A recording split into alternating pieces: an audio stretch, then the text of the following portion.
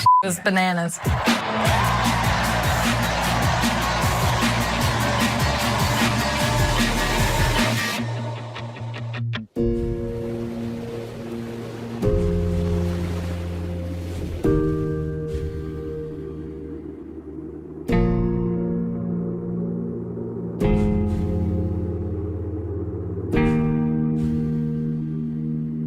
The catalyst for 2019 was actually 2016, getting eliminated in the quarterfinals.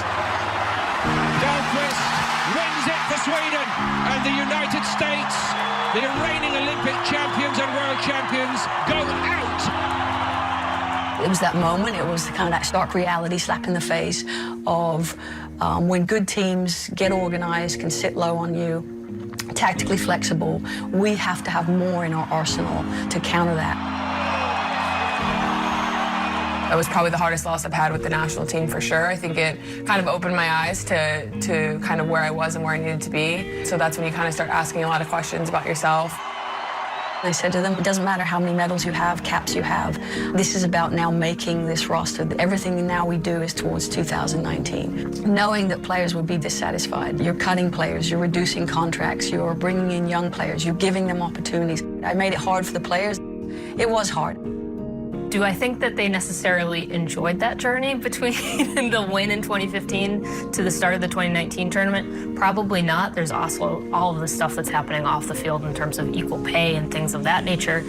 Combine all of these things and you get this nice little perfect storm of, can the U.S. women's national team actually repeat as champions?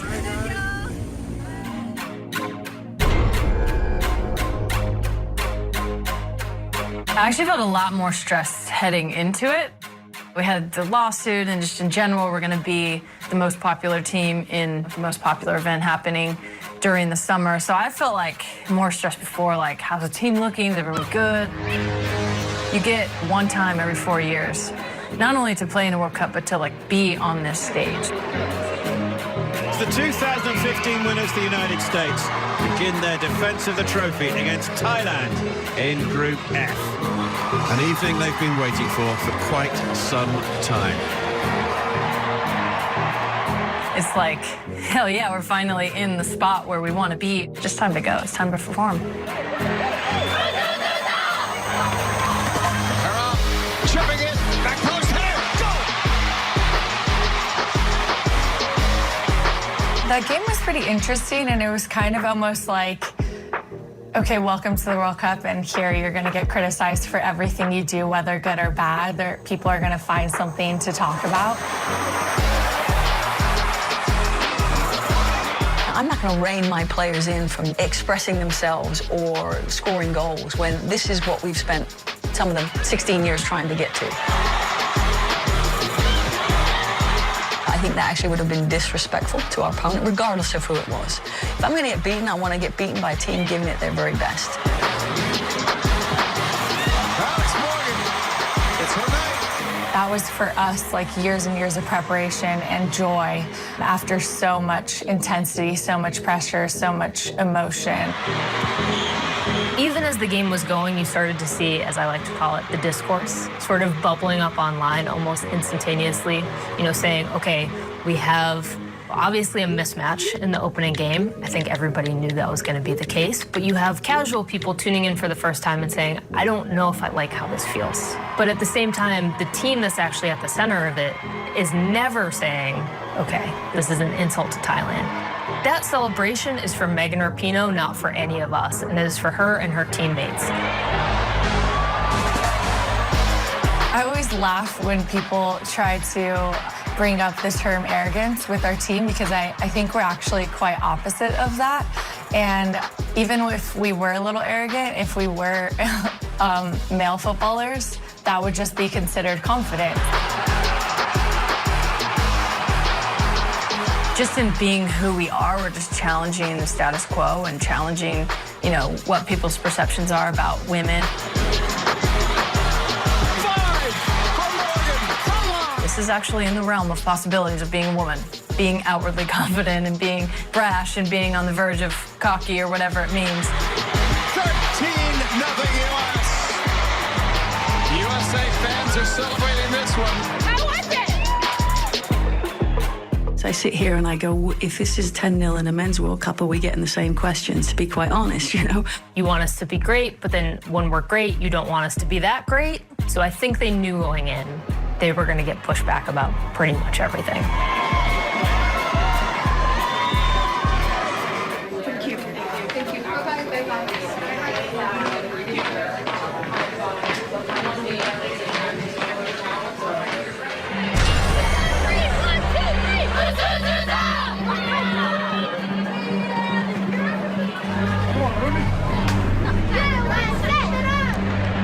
The U.S. women's team was started in '85, and the DNA that was started there and that grit and grind, we don't take lightly.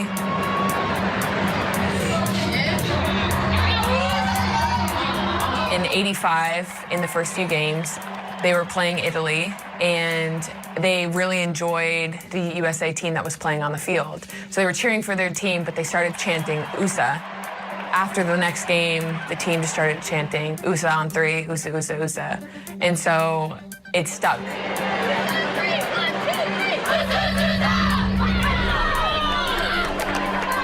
Ever since, it's something that is the coolest thing to be a part of. It's a connection between all of the years together. Anyone that's played on the field, anyone who has a cap, anyone who's been there for a camp, who's ever been called in, basically just puts it all in one word. And it means really everything. At that point against Chile, with what we're able to do, we're not there without 2017 and 2018, which was the purpose of having, you know, however many players we brought in to really turn over every stone and also to challenge the players that are in there. Some of the hardest games I've ever played are some inter-squad games. You can't settle for anything, even at training, because somebody's there to want to take that spot.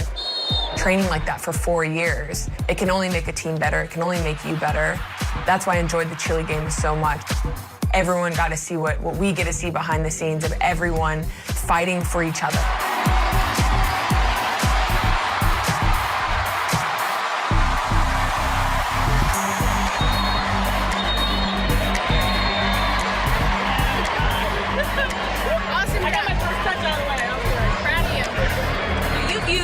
Every player on this team besides the backup goalies, and we are only 2 games into this tournament. What does that say about the depth of this group? I mean, it's a great tribute to these guys. I mean, we've got a fantastic squad, a lot of depth, and I think it just builds the energy when everybody feels like they're a part of this, and which they are. And so I think it's just, you know, it's tremendous that everybody got in.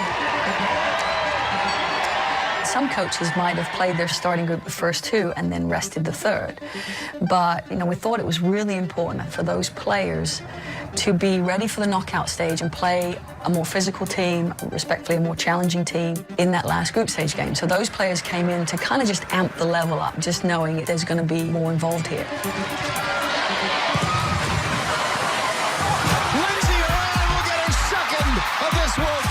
You have these talented players who are not just willing to step into any role that they're called upon, but can find strength in that position. And Jill Ellis, I think, has always gotten the most credit for being like a manager who can manage people. She talked a lot about having this core 14, core 15, but then the full roster of 23, and knowing that she had pieces that she could drop in when she needed them.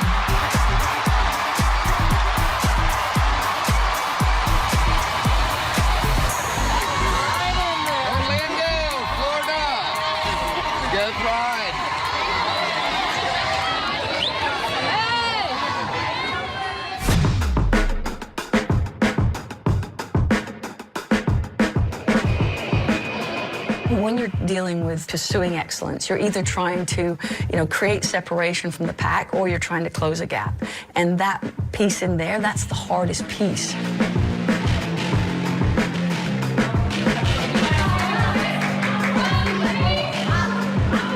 I think it was the Spain game. You saw that the level of competition had drastically increased.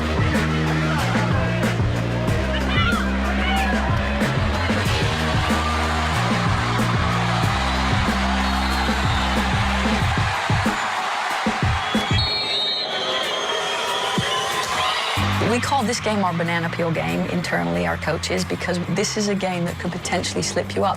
1, as much as you talk about it, your players could be looking beyond it. 2, Two, this is a team that the opponent has a lot of good quality, very organized, and sometimes it's challenging. That's Hermoso! And there's the goal! Shutout's gone, 1-1. I think for us, it was just important to stay in it as much as we could. Obviously, they were a little heavy in the challenge. I really enjoyed that game because that goal didn't set people down, it lit a match. And I think that was kind of like the fire of the tournament is arised. It's do or die time now.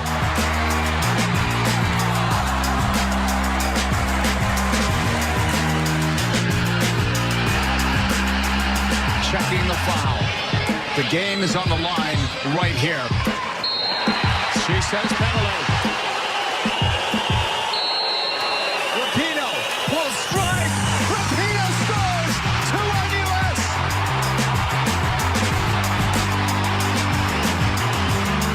As stressful as that game was, I think to watch in person, that was the turning point of, listen, this game was the bigger challenge and they figured out a way to solve it. Spain gave the USA a scare, but the US is still going to go on and face France on Friday in the quarterfinals. Not you. Job for women. One now. Les Français. Allez. I'll just address it head on. I stand by the comments that I made about not wanting to go to the White House. I don't think that I would want to go, and I would encourage my teammates to think hard about lending that platform or having that co-opted by an administration that doesn't feel the same way and doesn't fight for the same things that we fight for. I know that it was serious, and it was like, that's just insane that a president would be doing that and like a very sort of consequential thing. But in the same sense, it didn't really feel like that. I think our team, again, did a good job of like acknowledging it and being like, this is insane. But then just sort of like moving on, and not that we, needed any extra motivation, but I think it did like bring the team together even a little bit more.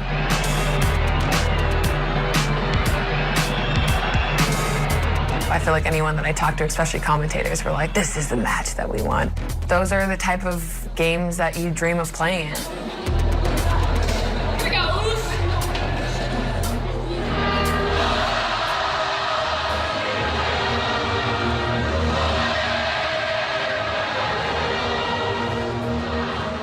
Did it meet my expectations in terms of what I thought it was going to be?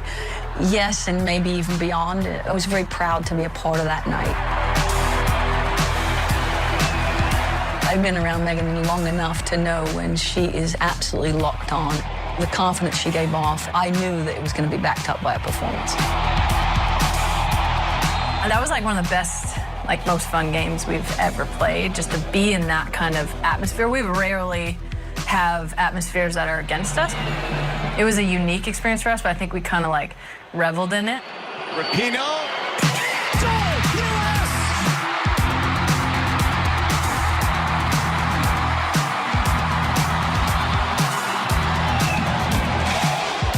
We had to really grind it out that game. But I feel like the mentality was just kind of like, we're going to do what we have to do to win.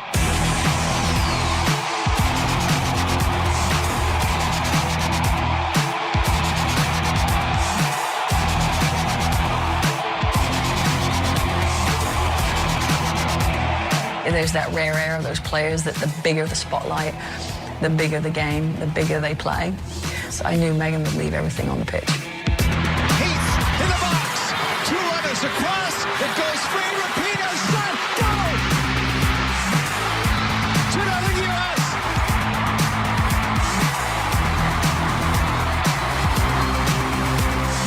I think it was a showcase moment for our sport. Two phenomenal teams, an amazing atmosphere. It was just a phenomenal all-round show.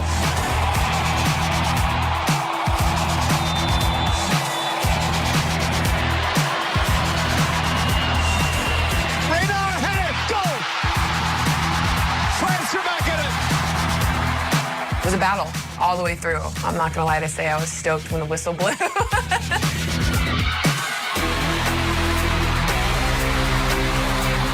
On a vu ce soir malgré tout qu'on n'était pas très loin des États-Unis, parce que je peux vous assurer que ça fait quelques années que je suis dans le circuit. J'ai jamais vu les États-Unis finir à 5 derrière. Jamais. Jamais. We knew going in that that was going to be the matchup, but I don't think we knew going in that it was going to turn into the absolute spectacle that it turned into.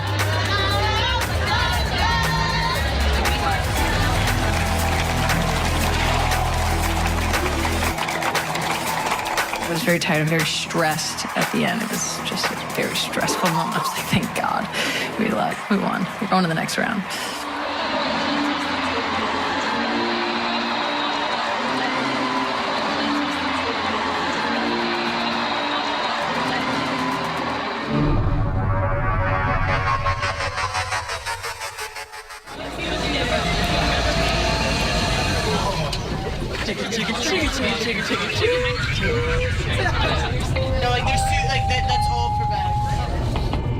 Madame, monsieur, bonjour. Bienvenue à bord de notre TGV Inouï à destination de Lyon-Pardieu.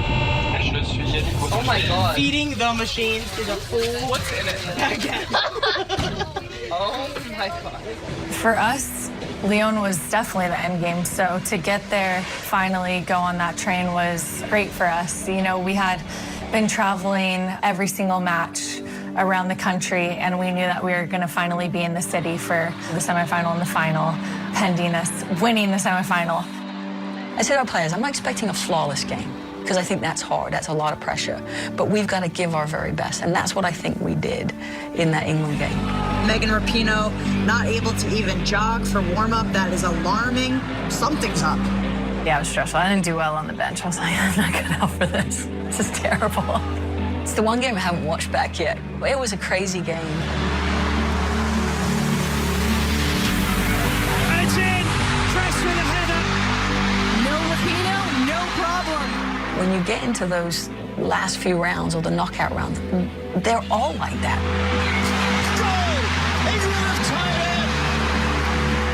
There's so much intensity. There's no gimmies in the World Cup. Moran, goal! Happy birthday, Alex Morgan! I was actually quite surprised by the reaction and it kind of taking off, and I guess I didn't think about it initially, but obviously I'm new to the celebration game.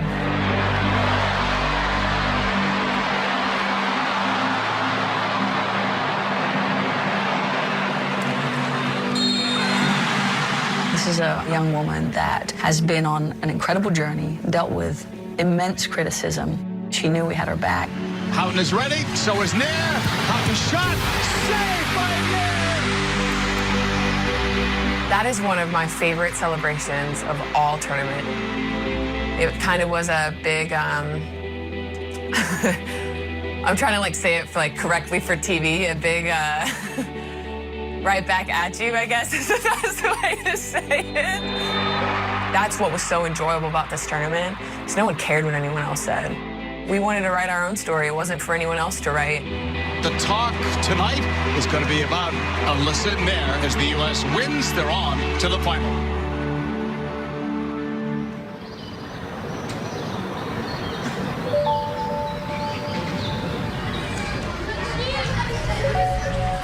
I'm like a kid in a candy store right now, looking around and seeing in my teammates that kind of excitement, anxious focus that you have to have in these moments. It's one more game, and it really is just about experiencing that game in its fullest for the last time.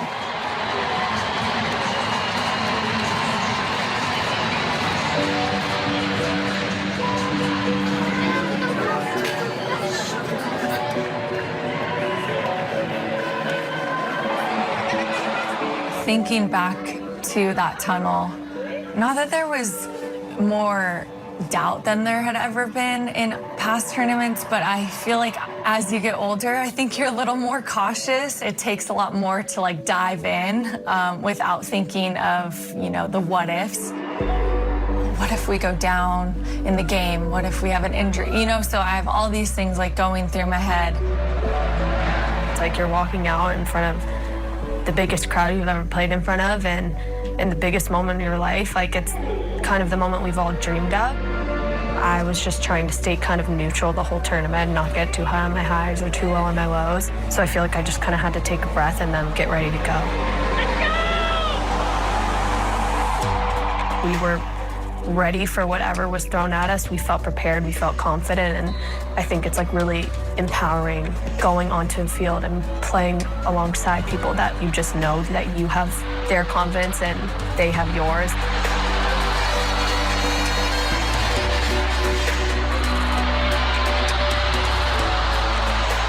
Getting into halftime, I think everybody made such a big deal about us scoring early, but that was something we actually said, it doesn't matter if it's the 89th minute, you know. So there was a lot of, not chaos, but there was a lot of different pieces going on and trying to get information out. But I think it was just trying to summarize it to them as, listen, this is exactly how a final should be. It should be close. It's two very good teams. We're playing a really good opponent. But at some point, it's going to break, and it's going to break our way. You ready? Ready, please go!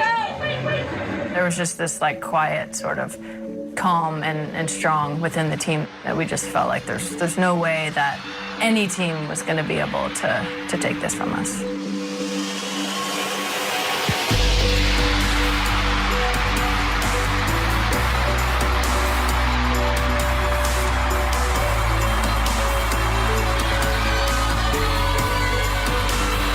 up the middle. Looking, cutting, shooting. It was more relief than anything because I felt like we had controlled the game to an extent, and I felt like we kind of got that insurance goal, and there was 20 minutes left, so I knew that like if we just kind of kept fighting the same way we had the whole game, that the game would be ours. I think especially being one of the favorites and being a team that's expected to win all the time, there's a bit of relief just in there of like, thank God we didn't lose. But then it's also just this surreal, you're like living this moment that you've dreamed about and you've been focusing on, and then you're like actually living it. It's like a bizarre thing. For the fourth time, the United States of America are crowned champions of the world.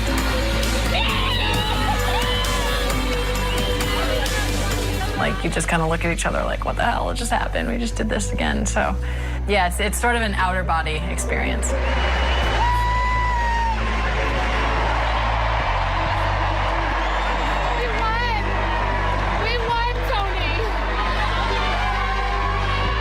It's so business up until that point, so it's really hard to just let go.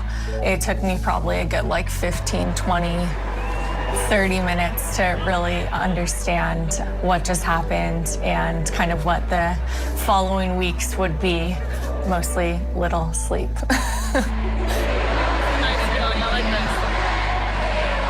The most important thing in women's soccer is like the World Cup final, having that just be the vehicle for this bigger social movement and this like moment of consciousness between, 55,000 people in a foreign country was just exceptional.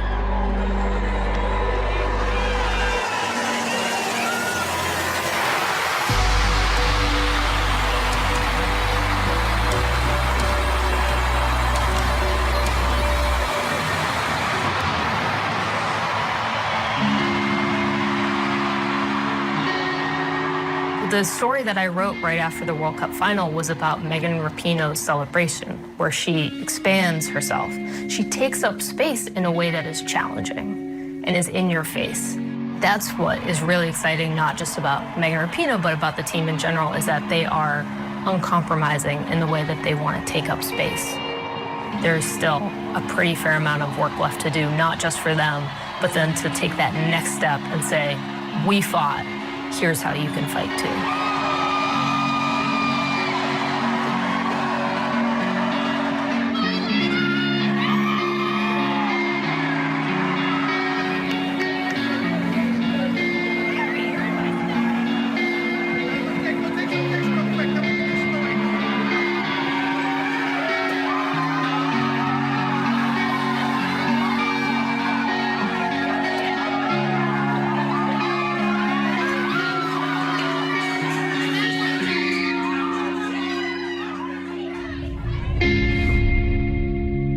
So thank you so much.